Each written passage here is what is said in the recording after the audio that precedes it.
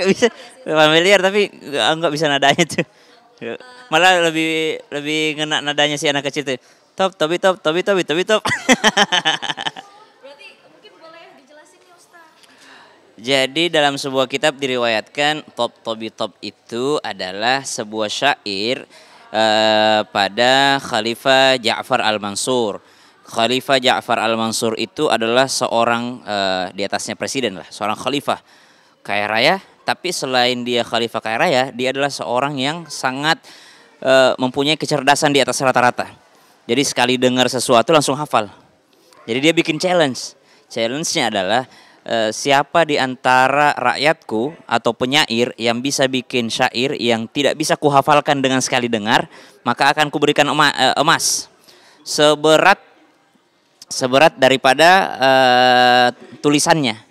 Jadi kalau dia nulis berapa lembar kertas, seberat itu pula daripada emas yang akan diberikan. Dibikinlah suatu challenge ataupun daripada sayembara. Tiba-tiba ada seorang yang menggunakan topeng, menggunakan apa segala macam, bernama Al-Asma'i. Al-Asma'i ini membuatlah daripada syair yang berjudul daripadanya kesidahnya itu syair Sautu Sofir Bulbul, daripada syair suara burung bulbul. Nah, syair suara burung bulbul. Jadi dia tulis ini yang tobi top itu kan. Dia tulis. Ternyata sekali dengar sang khalifah tadi Ja'far al-Mansur tidak bisa hafal. Akhirnya menanglah nih Al-Asma'i ini. Subhanallah. Tapi dia mengenakan topeng. Kenapa? Karena ternyata Al-Asma'i ini adalah sahabatnya sang khalifah. Sahabatnya sendiri, subhanallah. Yang dia tahu banget bahwa khalifah ini sekali dengar pasti langsung hafal. Jadi aku harus bikin yang susah. Dibikinlah subhanallah. Nggak berhenti dari situ. Akhirnya menanglah Al-Asma ini dengan topengnya, dengan cadarnya. Ternyata setelah itu mau dikasih hadiah. Ternyata Al-Asma ini nulis syairnya itu di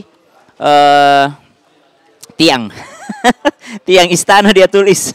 Dia tulis top itu di tiang istana. Akhirnya habislah emas tersebut yang dihadiahkan raja. Rajanya sampai nggak punya emas sama sekali. Gara-gara ngasih semua kepada Al-Asma'i tadi.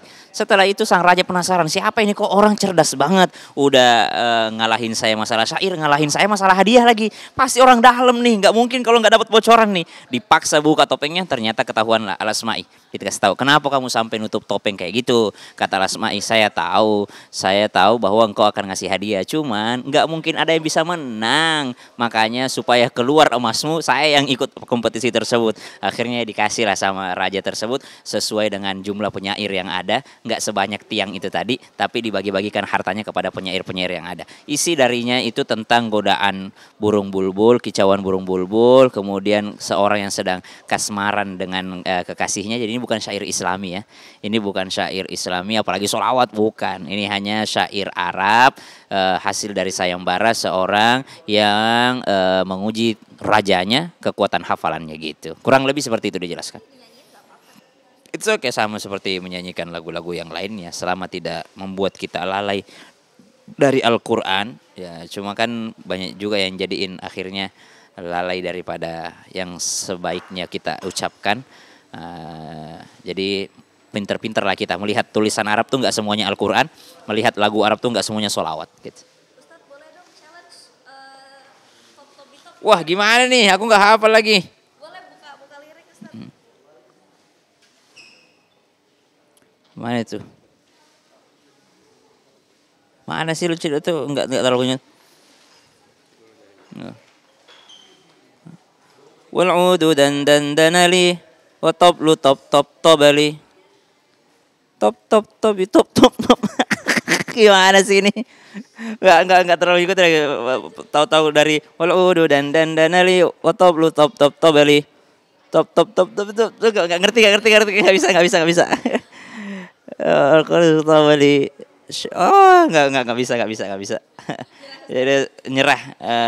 Jadi syak itu kicauan wasyahisu wush itu bunyi dedaunan yang bergesek-gesekan. Dan itu suara gitar. Oud, top itu suara tabuhan gendang, sak itu suara atap yang terbuat dari daun kelapa. Nah, jadi ini apa gambaran yang kayak bahasa-bahasa anak zaman sekarang lah. Kalau zaman dulu kan begitu bahasanya. Tapi kita harus akui bahwa orang-orang Arab itu jago ketika membuat syair. Itulah kenapa Al-Quran itu mukjizat bahasa. Mukjizatnya Al-Quran itu mukjizat bahasa. Nggak ada yang bisa mengalahkan Al-Quran. Coba. Ila fi Quraisy, ila fi mirat asy-syita'i was-sayf, fala yabdur ba'dal bait, alladzi atama min ju' wa min khauf. Dia wailul likulli lumazah alladzi jama'a malahu wa 'addadah yahsabu anna malahu wa akhladah. Jadi itu hebatnya Al-Quran tuh. Nggak ada yang bisa. Wal 'asr, innal insana fi khusr, gitu kan. Wa tawassaw bil haqqi wa tawassaw bis sabr. Jadi Al-Quran tuh salah satu mukjizatnya karena orang Arab jagonya bikin begitu-begitu. Maka yang turun mukjizat ya mukjizatnya ya bahasa. Salah satu mukjizat Al-Quran, salah satunya doang itu ya. Enggak semuanya. Ustaz, sama aku mau nanya dong. Kan biasanya tuh orang-orang kalau misalkan habis bikin rumah, habis bikin building, habis pindah rumah, itu Heeh. kan ngadain syukuran. Yes. Itu kalau misalkan syukuran di hari biasa sama syukuran di bulan Ramadan tuh ada bedanya? Tentu saja.